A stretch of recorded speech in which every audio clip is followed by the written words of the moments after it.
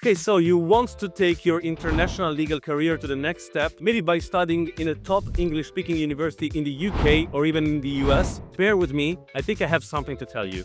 Yes, because in spring 2012, after a very long and selective application process, I was admitted to the LLM, the Master of Laws of the London School of Economics, one of the most prestigious universities in the United Kingdom, in Europe, and in general in the world. And to be honest, I couldn't have done it without planning strategically in advance and meeting a number of strict requirements, a process which took me on the all around 1 year and which granted me admission not only to the LSE, but also to another 4 top law schools in the UK and in the US. A process which, looking back, probably gave the greatest boost to my legal career as an international lawyer. And so in this video, I want to explain you the main elements you should consider if you also want to be admitted to a top English-speaking law school and give a great push to your legal career. So hi everyone, my name is Federich and I'm an international lawyer on his YouTube journey, and my goal on this platform is to provide value to at least one person per video that I post. So you are considering applying to a top law school and you're wondering what are the elements to consider during the application process. So in this video I will tell you what you can't absolutely ignore in order to have a good and solid application.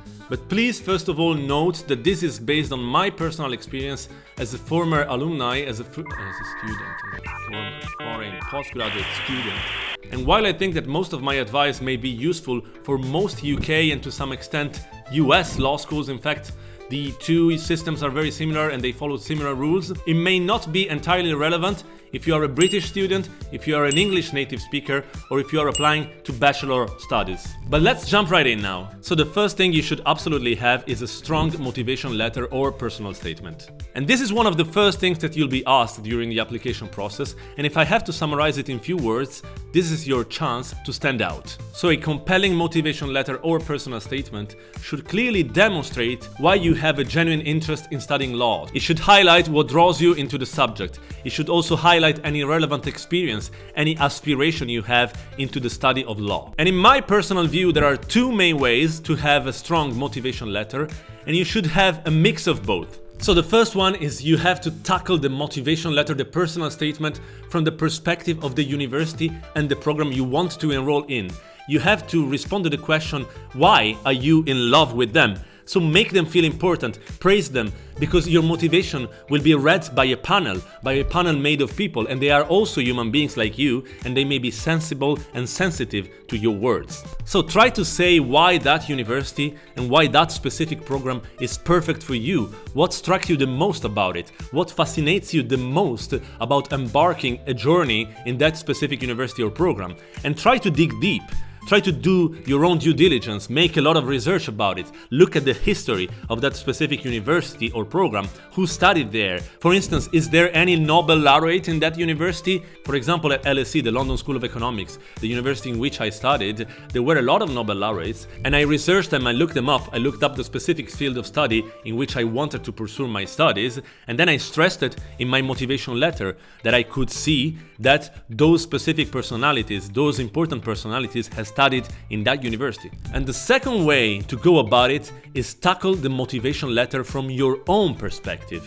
So try to respond to this question: why should they, the panel that's assessing your application, be in love with you? So try to explain how you can contribute to the program. Why are you the right candidate for that university or program? And think that you will have to compete with many other candidates, with many qualified and very good candidates. So why you should be the chosen one amongst the many applicants? And another question you should seek to respond to is: how does that specific program link to your previous academic or professional path? For instance, do you have any specific professional experience which links to that? Do you have a stage or a traineeship which links to that specific program? So long story short, your motivation letter should include a bit of a mix of these two reasons.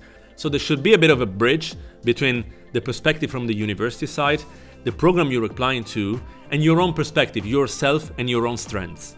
So the second fundamental criteria which you have to fulfill, which is somehow linked to the first one, is you should highlight your added value or your unfair advantage. And this is something you should stress throughout the whole application process. You should stress any of your most peculiar characteristics as an applicant. And for instance, it can be your geographic origin, or you may have an unfair advantage because you have a rare cultural or legal background. You are the only candidate from a small country, for instance Malta or Cyprus, or from a region on the other side of the globe, for instance Sri Lanka. Or for instance you are from a country with a very specific legal system which you studied during your undergraduate studies.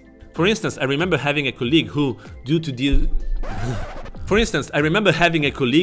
to his specific cultural background, had a very strong knowledge of public international law because he had studied it during his undergraduate studies, and he was very much knowledgeable about the legal issues between Tibet and China. And this was clearly an added value for him, a strong unfair advantage that this colleague could claim during the whole application process. And similarly, I also had colleagues from underrepresented countries who spoke to me very openly and acknowledged that their application files were not specifically strong on academic grades or stuff like that, but at the same time they stressed a lot some other requirements, such as for instance their background or certain specific studies which they did in the past, and this was their tool to succeed during the application process. And only in my case I was the only Sardinian student in my program, and I knew it since the beginning. I knew it throughout the application process, and I stressed during the application process my geographic origin, or the fact that I studied a lot of European Union law because this was a tool for me to succeed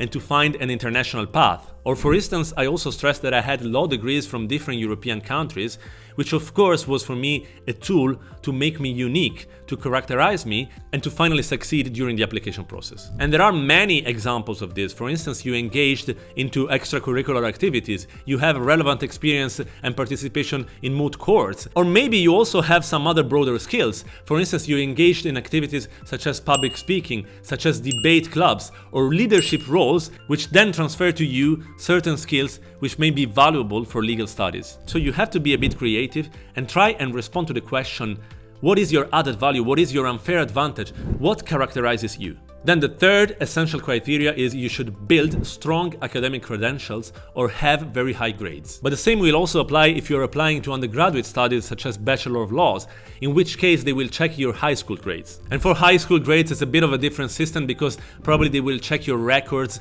and they will check whether you have top grades in subjects that demonstrate analytical and critical thinking such as English, history or maths. Anyway, whatever the reason and regardless of whether you're applying to undergraduate or postgraduate studies, you should prove throughout the application process and through your academic transcripts and certificates that you are able to perform at high academic levels. And normally both UK and US universities require you to have very high academic records, such as a distinction or a 2.1, and in the US they have a bit of a different system because they have the GPA, the grade point average, but in principle these are the rules. But, and there is a but, or maybe however, if you are from the United Kingdom, most UK and US top universities, they receive applications from all over the world. And global educational systems are not always standardized. This means that if your previous grades were obtained in a university or in a school system which is different to the school system to which you're applying, to the university to which you're applying, the receiving university will have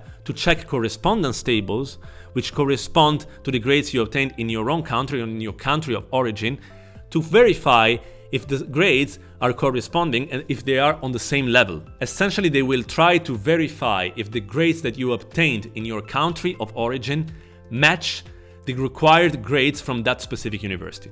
So for instance, if a certain UK university requires you to have a distinction in order to be admitted, they will probably expect you to have what corresponds to a distinction in your country of origin. But, and I go back to the previous but, does it apply in all cases? And their response, to be frank, is yes and no. Yes, because top academic institutions, especially in the UK, they are highly selective and they must respect certain requirements, including to ensure a high quality of their education and to provide the best education to their students. No, because, and I can tell you by experience, and I also mentioned it earlier, I had classmates who were very honest to me and they said they did not have the required grades, but they applied anyway and focused on other strengths they had during the application process, which in the end allowed them to succeed. So are there ways to twist this around, to twist around the issue of not having high academic grades? In my opinion, yes, and this is why I mentioned earlier that you should stress your unfair advantages throughout the application process. And I'm not sure you can apply the same pattern to the language requirements, for instance the IELTS or the TOEFL certificates,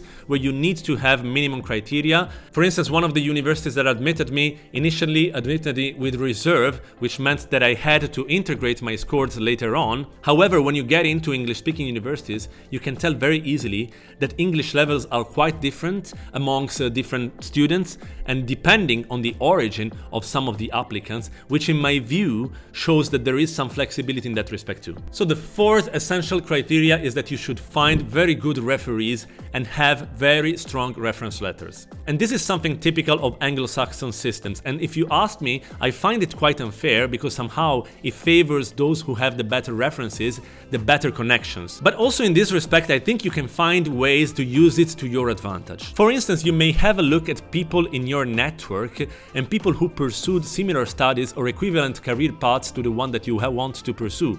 Maybe these people, they can point you in the right direction, and they can even point you to the right referees. In my experience, for instance, since my undergraduate law studies, I knew that I wanted to pursue international legal topics.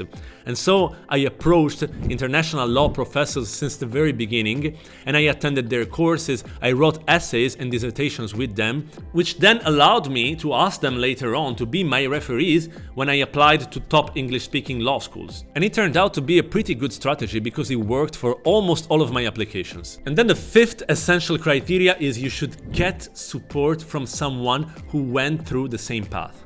It sounds easier said than done, but really connecting with people who went through the same type of journey that you are planning to take may help you a lot. And I can speak again out of experience. During my application process, I was supported by someone who did the same path. I had found a very nice lady in my hometown, an American lady who did legal studies in the UK, and she helped me a lot through the application process. And we arranged a number of meetings where she helped me to shape and review my application. She followed me through the whole process, and finally she helped me to succeed. So why is it so important to get support from someone who ideally went the same path or journey to the one that you want to take? So first of all, they know the process and they can advise you how to go about it in terms of each of the steps that you should take. Secondly, they can proofread your application file, your motivation letter, your personal statement, and they can give you feedback on that throughout the whole process. Then they may still have link with that specific university community.